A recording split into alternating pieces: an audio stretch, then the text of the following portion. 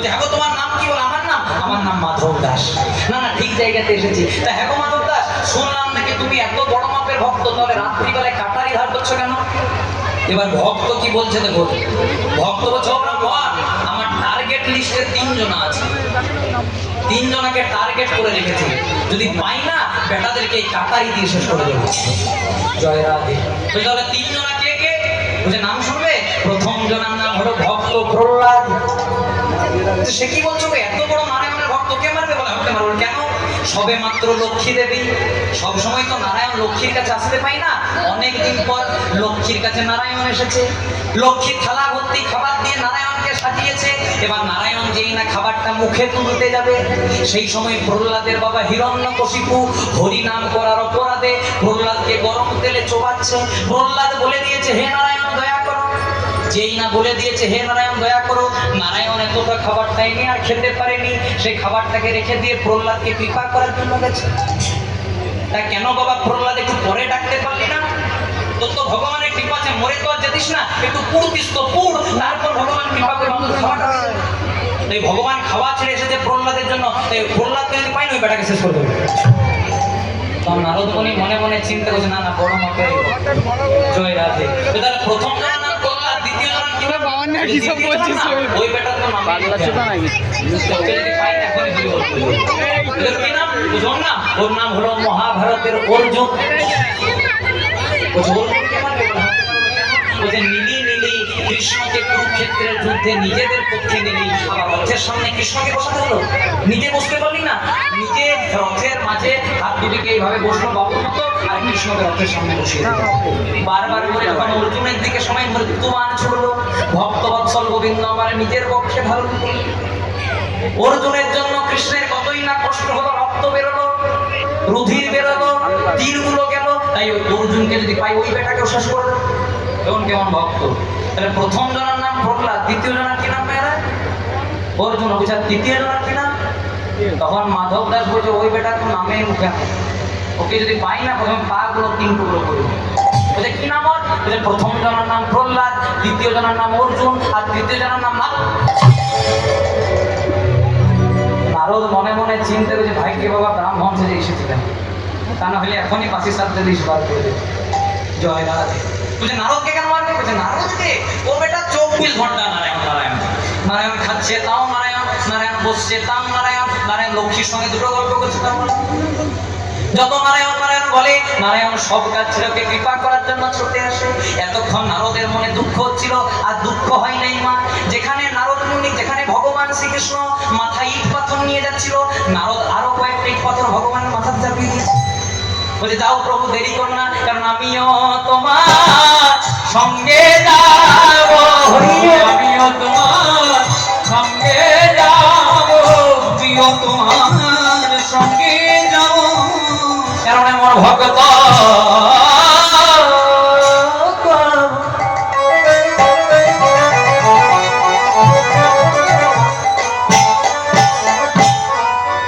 ভক্ত প্রভু দেখি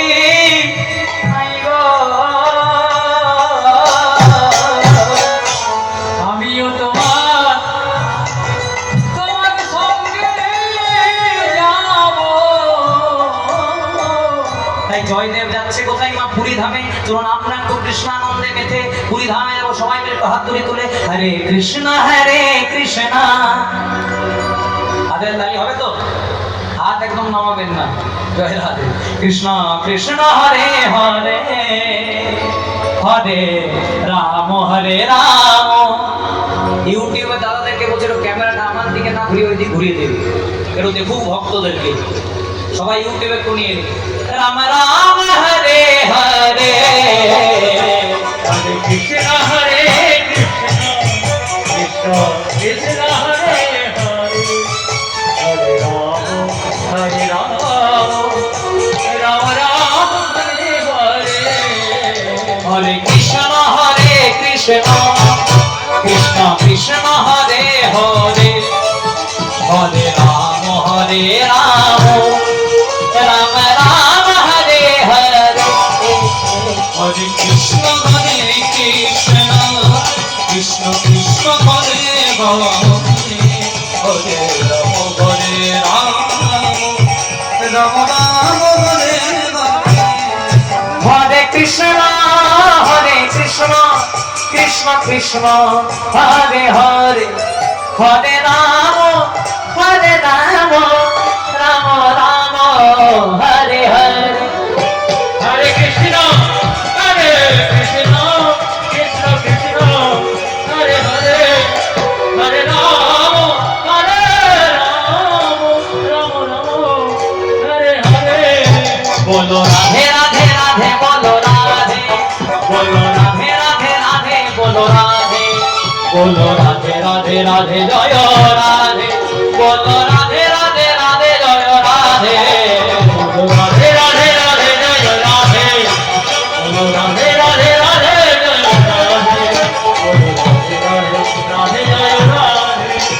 রাধে রাধে রাধে জয় রাধে বলো রাধে রাধে রাধে জয় রাধে বলো রাধে রাধে রাধে জয় রাধে বলো রাধে রাধে রাধে জয় রাধে বলো রাধে রাধে রাধে জয় রাধে বলো রাধে রাধে রাধে জয় রাধে বলো রাধে রাধে রাধে জয় রাধে হরি বল রাধে রাধে জয় রাধে রাধে রাধে রাধে জয় রাধে রাধে রাধে জয় রাধে বলো রাধে রাধে রাধে জয় রাধে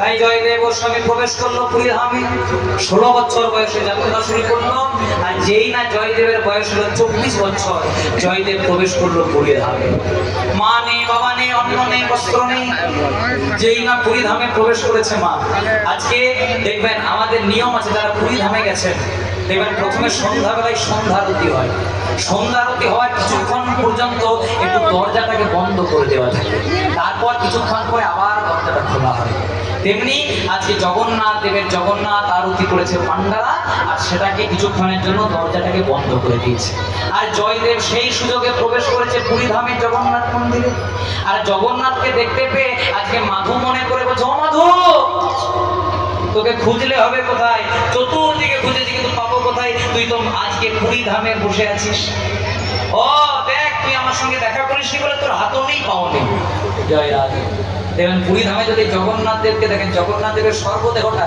ছিল কিন্তু হাতটা ছিল না কেন কারণ যেদিন রাজা ইন্দ্রদ্যম্ন এই জগন্নাথ রূপে প্রতিষ্ঠা করার জন্য আজকে স্বয়ং বিশ্বকর্মা এলো বৃদ্ধ মিস্ত্রি রূপ ধারণ করে বিশ্বকর্মা বললো আমাকে একটা বন্ধ ঘরের মধ্যে 21 দিন সময় দিতে হবে 14 দিন পর্যন্ত একটা ঠক ঠক আওয়াজ উঠছিল কিন্তু 14 দিনের দিন আওয়াজটা বন্ধ হয়ে গেল সবাই মনে মনে চিন্তা করলো মিস্ত্রি বোধহয় মারা গেছে তাই 14 দিনের দিন দরজাটা খুলে গেল ততদিনে জগন্নাথ দেবের সর্বদেহটা হলো কিন্তু হাতটা তৈরি হলো না এখন যদি কেউ পুরী ধামে যান দেখবেন জগন্নাথ দেব অলাভ উন্নত হয়ে দাঁড়িয়ে আছে এখানে আপনাদেরকে লীলা থেকে বেরিয়ে একটা তত্ত্ব কথা বলে যাই একজনা সবেমাত্র সকালবেলায় ভগবানের চরণে ধূপ দিয়েছে প্রদীপ দিয়েছে ফুল দিয়েছে এবার অফিসে যাওয়ার জন্য বার হবে যেই না অফিসে যাওয়ার জন্য বার হবে হঠাৎ দরজাতে একদম ঠক দিয়েছে ঠক ঠক করছে যেই না লোকটা দরজাটা খুলেছে দেখছে একজন লম্বা চওড়া ব্যক্তি দাঁড়িয়ে আছে আর মাথা থেকে পা পর্যন্ত কালো কাপড়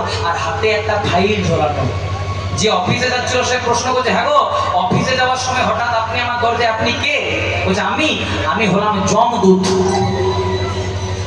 বলছে তা হঠাৎ যমদূত আমার দরজায় বলছে আধ ঘন্টার মধ্যে তোমার ভগবানে যাওয়ার টিকিট আছে তাই যমরাজ একটু আধ ঘন্টা আগের থেকে পাঠালো তোমাকে ভালো করে সেবা শুশ্রূষা করে নিয়ে যাওয়ার জন্য তো লোকটা বলছে না আছে শরীরে আমার ব্লাড ক্যান্সার না আছে সুগার না আছে প্রেশার আর আধ ঘন্টা বলছে হ্যাঁ আর আধ ঘন্টার মধ্যে তুমি অফিসে যাওয়ার জন্য গাড়িতে স্টার্ট দেবে তোমার স্ট্রোক হবে তুমি মারা যাবে তা লোকটা মনে মনে চিন্তা করছে যখন আধ ঘন্টার মধ্যে মারা যাবো বাইরে কেন মারা যায় ঘরেই মারা যাবে যমদূত তাহলে বাইরে মরতে পারি না বাবা আপনি আমার সঙ্গে ঘরে চলুন ঘরে অন্তত লোকগুলোকে শেষে দেখে যেতে পারবো এবার যমদূতকে বাড়িতে এনে গল্প শুরু করেছে গল্প করতে করতে প্রশ্ন করছে যমদূত শব্দ বুঝলাম আপনার হাতে যে ফাইল এটা কিসের ফাইল যমদূত বলছে এটা কিসের ফাইল জানো আজ থেকে 1 বছর পর্যন্ত যারা যারা মারা যাবে তাদের নাম লিস্ট করা আছে আর প্রথমেই তোমার নামটি লেখা আছে তখন লোকটা মনে মনে চিন্তা করছে আর আধ ঘন্টার মধ্যে যখন মারা যাবো তা ভালো কাজ করি কারণ কর্ম ভালো করলে ফলটাও পারে কি ভালো পাবে তাই যমদূত আমার একটা ভালো কাজ করার ইচ্ছা আপনি লম্বা করে শুয়ে দিন আপনার পদ সেবা করবেন এবার যমদূতকে শুয়ে দিয়ে লোকটা পদ সেবা করতে শুরু করেছে মা এমন পদ সেবা করেছে যে পা টিপতে টিপতে টিপতে টিপতে যমদূত ঘুমিয়ে গেছে লোকটা মনে মনে চিন্তা করছে এই সুযোগ দেখি তো ফাইলটা দেখে আমার নামটা লেখা আছে। যেই না ফাইলটা খুলেছে দেখছে সত্যি তো লেখা আছে, প্রথমেই লেখা আছে অমুক পাল। আচ্ছা আপনাদের কারো পাল কত দিনে না বড় ভয় লাগে?